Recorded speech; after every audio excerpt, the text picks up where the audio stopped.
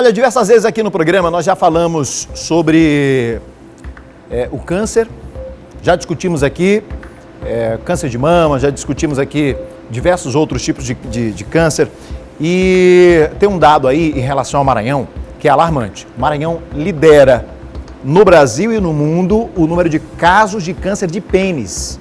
E Israel, como é que você sabe disso? Foi feito um levantamento, foi feita uma pesquisa e nós vamos conversar, inclusive, com uma das pessoas que participou desse levantamento, que é o médico patologista Gil Eane, está aqui conosco. Vem para cá, Gil, vamos conversar a respeito desse assunto. Importante para a gente trazer informação, que eu acho que a informação é o principal para a gente poder conseguir evitar novos casos. Vira só um pouquinho assim, por favor. Gil, primeiro, boa tarde, né? 12h já. E quanto tempo durou o levantamento e a pesquisa em si? O levantamento, na verdade, a gente fez dos anos de 2004 a 2014. Essa pesquisa, na verdade, começou um pouco mais, uns 4 anos atrás, mais ou menos. E a gente já tinha esses dados há pelo menos um pouco mais de 2 anos. O difícil foi a gente publicar numa boa revista. A gente sabia que era um número impactante e que a gente precisava publicar numa revista bem conceituada. Acontece que as revistas, as primeiras revistas que a gente mandou, a gente teve dificuldade enquanto ao aceite. Por quê? Porque o câncer de pênis não existe no primeiro mundo. Então é um assunto que não interessa à comunidade científica internacional. A indústria farmacêutica não investe. Então é uma doença de país subdesenvolvido, de regiões com baixo índice socioeconômico. Por isso nós tivemos até uma certa dificuldade de publicar e por conta disso a gente perdeu tempo. Aliás, tempo é uma coisa imprescindível no que diz respeito à obtenção de sucesso no tratamento de qualquer tipo de doença, mas especialmente do câncer. E é um dos itens que exatamente nos coloca aí como um dos maiores, na verdade com o maior número de óbitos nesse caso, porque quem tem esse problema procura tardiamente. Por quê, Gil? Na verdade,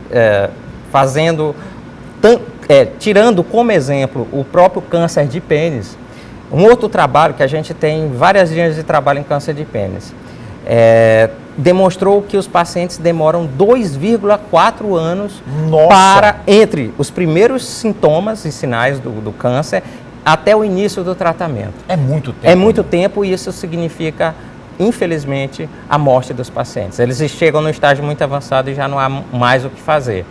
Quais foram os hospitais que vocês fizeram o levantamento? Nós começamos com o Hospital Adenor Abelo.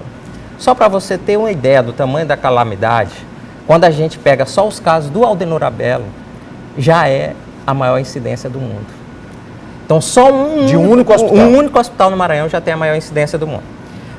Mas, até por orientação dos revisores da revista, ele pediu para a gente calcular o mais próximo da incidência real, pegando outros hospitais. Então, a gente pegou também do Hospital Geral, né, e do Hospital Universitário. Lembrando que há outros hospitais que podem tratar o câncer de pênis, como, por exemplo, hospitais particulares, e que nós não pegamos, por exemplo, Imperatriz, que é uma grande cidade, que também tem pacientes. A região dos Cocais, por exemplo, vai muito para Teresina, e lá os colegas sempre avisam, olha, a gente fica abismado com o número de câncer de pênis que a gente recebe aqui do estado do Maranhão. Então, a gente está vendo só uma pequena parcela. Esse número pode ser bem maior do que está relatado. Por isso que no artigo a gente chama de incidência mínima. Isso é o ponto mínimo, é daí para mais. Ou seja, o que vocês fizeram de levantamento já coloca a gente nessa posição. Nessa triste posição. Nessa triste posição. Imagina se conseguisse fazer o levantamento de todos os números, né? Exatamente. Tem um levantamento, por exemplo, do Rio de Janeiro, eu não me lembro bem o número de casos, mas 25% dos casos eram do Maranhão. Então você pode ter a ideia do tamanho do problema. Qual é a faixa etária mais atingida? Olha, nós temos pacientes adolescentes praticamente, 18 anos, então vai aí até 80 e poucos. Chama atenção no nosso caso o grande número de jovens, né? Mas a incidência maior fica em torno de 50 e poucos anos, 50 anos. E a principal causa ainda é a questão da higiene? A higiene contribui bastante, os baixos índices socioeconômicos, né? A fimose é outro fator que contribui bastante, não só para o diagnóstico, mas para a detecção precoce. Se você tem A fimose você não consegue detectar precocemente a lesão.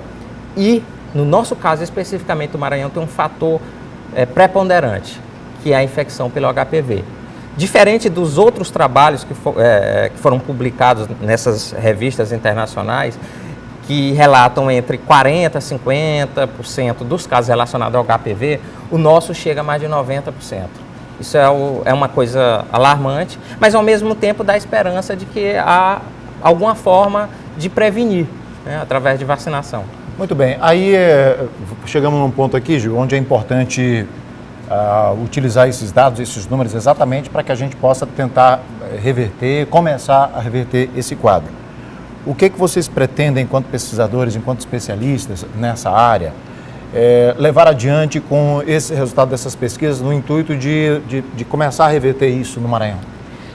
Bom, a primeira coisa eu acho que é o conhecimento, né? A população precisa... Informação, você fala. Informação. Isso, a informação. Precisa ter informação quanto à necessidade da higiene do órgão, né? Precisa ter informação da necessidade da cirurgia de fimose, principalmente para os pacientes mais jovens, crianças, adolescentes, tá? E precisa principalmente de vacinação. Então, a gente... Que idade já pode vacinar? 14, não? É adolescente. Adolescente. Entrando na puberdade ali, já está na hora. Exatamente. Eu não sei se nós temos...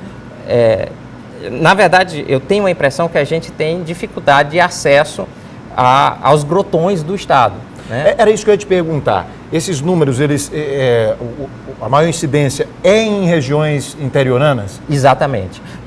Principalmente o povoado do povoado, né? Aquele paciente que está mais distante realmente do centro urbano, embora nós tenhamos casos de São Luís, por exemplo, né, de grandes cidades, mas a massa, o maior número de casos realmente é daquele paciente que está no interior do interior, né?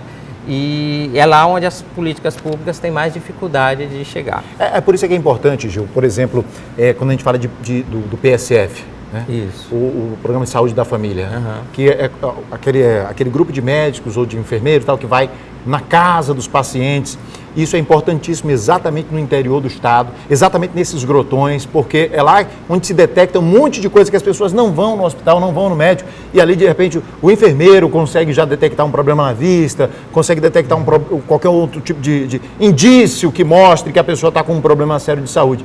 Então, para ver que assim, com um problema desse, é preciso que a gente fique atento enquanto sociedade, médicos, o governo do estado, prefeituras, sim, porque é uma questão de política pública para evitar ou para a gente começar a retroceder esses dados, né?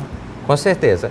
E assim, o que me chama muita atenção é que muitos casos começam a tratar no interior, mas a gente às vezes tem muitos médicos que não conhecem a realidade do câncer de pênis do Maranhão.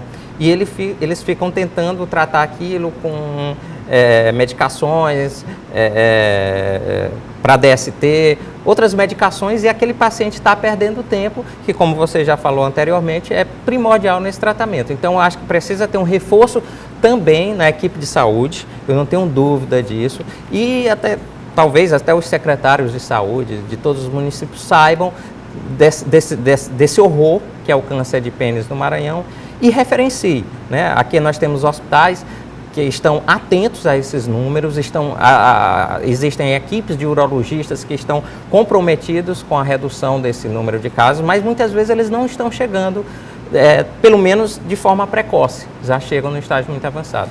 Eu quero aqui destacar que esses dados fazem parte da pesquisa realizada no Hospital Universitário, o HUFMA, né, vinculado ao RBSER, e agradecer a presença do Gil Eanes, que é médico patologista.